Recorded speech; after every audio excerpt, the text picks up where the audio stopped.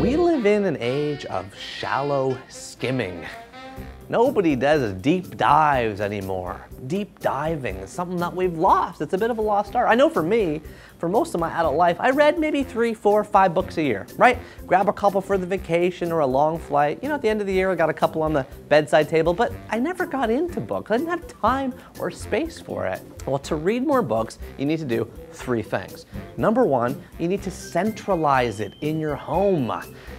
My wife Leslie and I moved our TV to our unfinished dark basement, and we installed a bookshelf into the wall by our front door.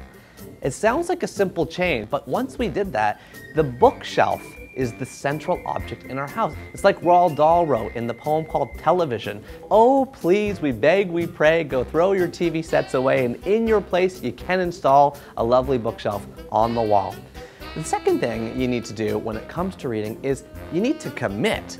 Professor Robert Cialdini in his seminal book Influence showed that when people make a bet on a horse, they suddenly think that horse is going to win. Like once you make the bet, now you believe in it.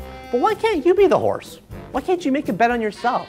Why can't you open up a Reco account or a Goodreads account, invite a few friends to watch you, and every time you read a book, you track it, you post it, you say where you are on the page, you conclude it.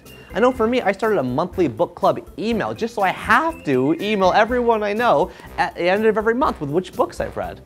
People subscribe because now they want to know what books I want to read. I made a commitment on myself and it's public, so I'm declaring that I'm going to read books. Declare to yourself that you're going to read more.